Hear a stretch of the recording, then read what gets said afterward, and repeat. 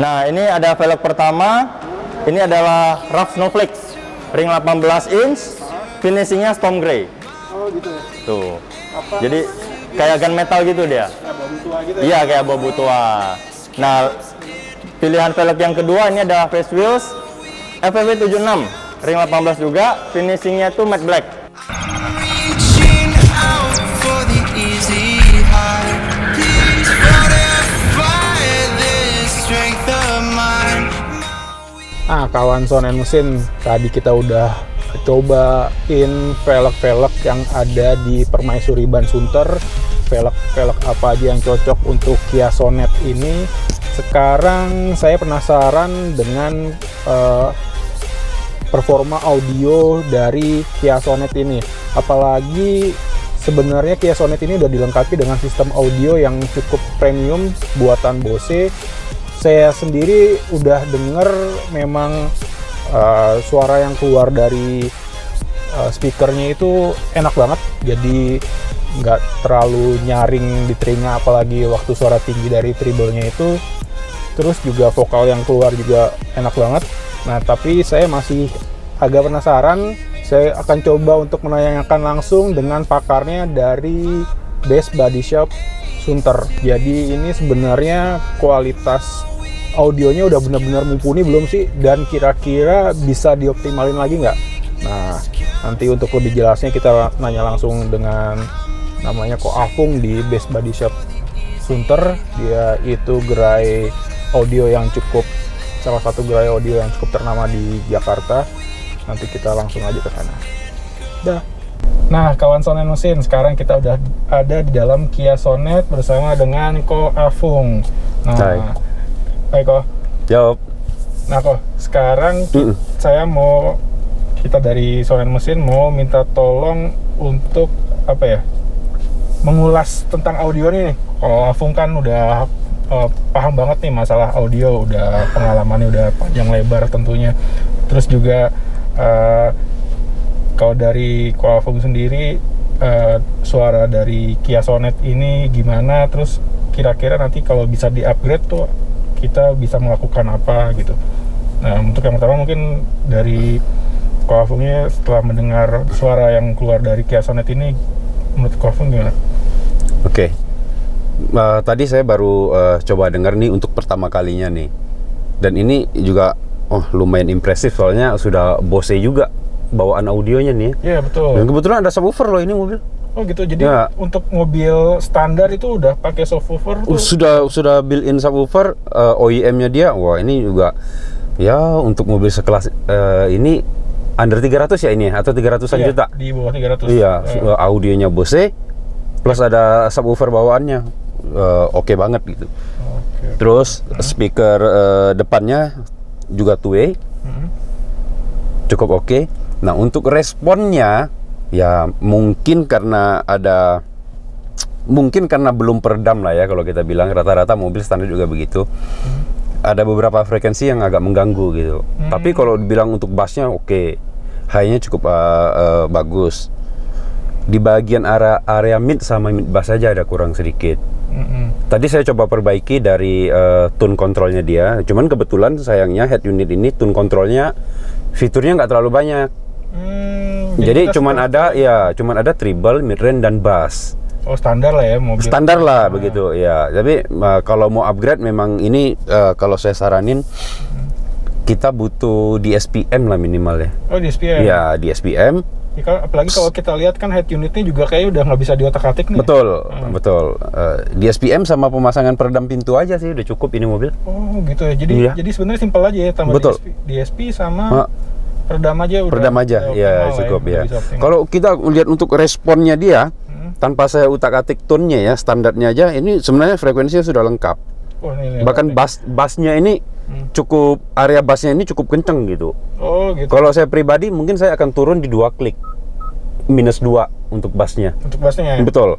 Supaya dia lebih balance gitu. Tapi kalau untuk area mid, kalau saya tambahin, nanti yang bagian ngepiknya dia lebih lagi. Saya kurangin, nanti ada bagian deepnya dia lebih ngedip lagi gitu. Jadi ya sebenarnya kita nggak bisa apa-apain. Kalau area Twitter sih gitu betul, ya? karena dia nggak spesifik range dia lebar. Begitu kita EQ, kita mainin, dia akan ngikut semua begitu. Jadi mungkin yang terbaiknya adalah defaultnya dia. Tapi untuk area Twitter cukup oke nih. Oh gitu Iya, cukup oke ini, cukup oke. Nah, ini kalau Afung bawa alat gede banget ini alat apa sih kok namanya kok? Ini namanya RTA. RTA itu Real Time Spectrum Analyzer. Jadi ini untuk membaca respon frekuensi dari audio di dalam kabin gitu. Ya. Oh gitu. Jadi ada ini kita tahu nih, oh ini ada lebihnya di mana, ada kurangnya di mana. Jadi kita kalau mau melakukan koreksi pasti lebih tepat lah gitu.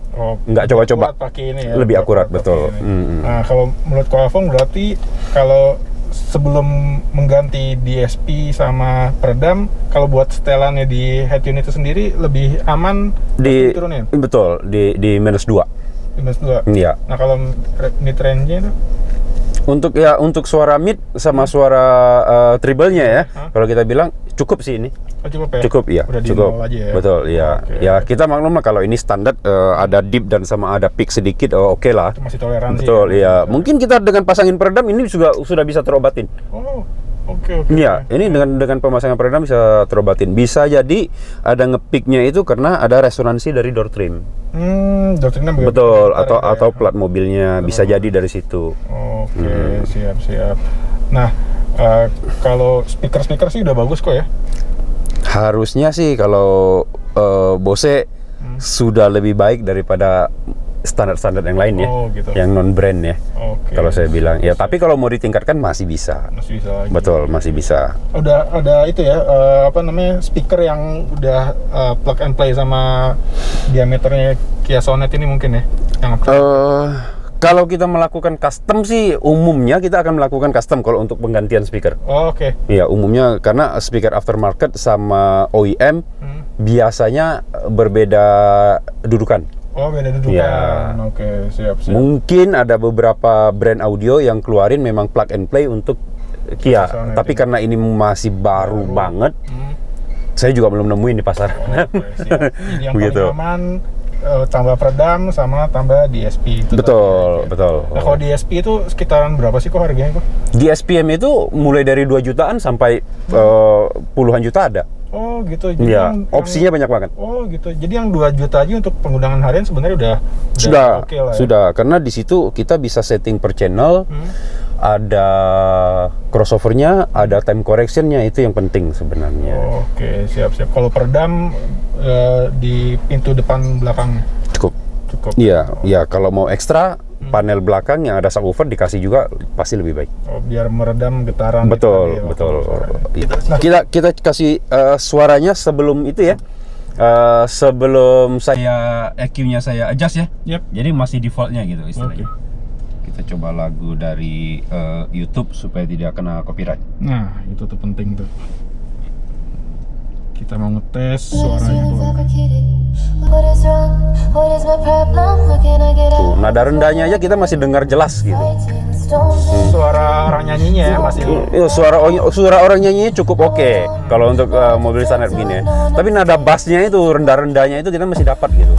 Karena ada subwoofer. Tuh. Tapi saya cukup surprise sama mobil ini, suaranya cukup di depan, walaupun settingan positioningnya, balance sama fadernya itu ada di center gitu. Oh, gitu ya. Suaranya cukup di depan dan lumayan tengah. Jadi arahnya tetap di depan sama tengah. Betul, iya, betul. Jadi setelannya di tengah sini misalnya. Ibaratnya tuh stagingnya sudah bagus standarnya gitu. Cukup tinggi suaranya di depan, di tengah, dan kita nggak ada ngerasa suara di belakang. Betul. Sudah seperti mobil yang pakai DSP. Oh gitu sebenarnya. Betul, iya. Betul. Padahal nggak ada speaker center kan? Iya. Nggak ada. Hanya cuman Twitter di pilar. Iya, Twitter. Padahal emang. aja. Ya nggak ada speaker center. Tapi dia. You're making me stronger, making me stronger. Fitur bawaan mobil ini di amplifiernya atau head unitnya sudah ada time correctionnya, kita nggak tahu. Oke, betul. Karena untuk settingannya kita nggak bisa akses gitu.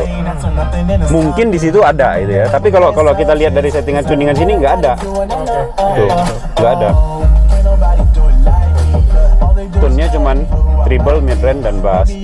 Advance-nya ini cuma untuk speed compensation aja. Jadi kalau kita bawa di jalan, nanti dia kayak road EQ begitu. Oh, siap. Dia akan kompensasi terhadap suara road noise. Udah begitu doang fiturnya. I don't wanna keep on wasting a life. Tapi untuk lagu-lagu begini cukup oke. Drowning my head. Apalagi desain dashboardnya ini kayak landai gitu kok ya.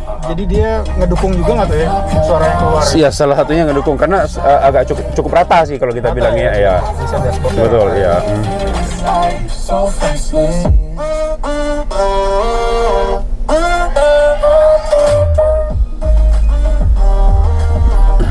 Oke, kita coba setup yang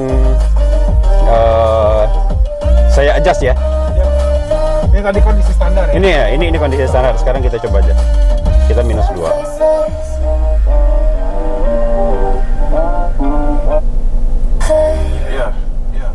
I'm drowning my head, I'm losing my mind. And if you could know, yeah, if I could show you, I don't wanna keep on living this life so faceless.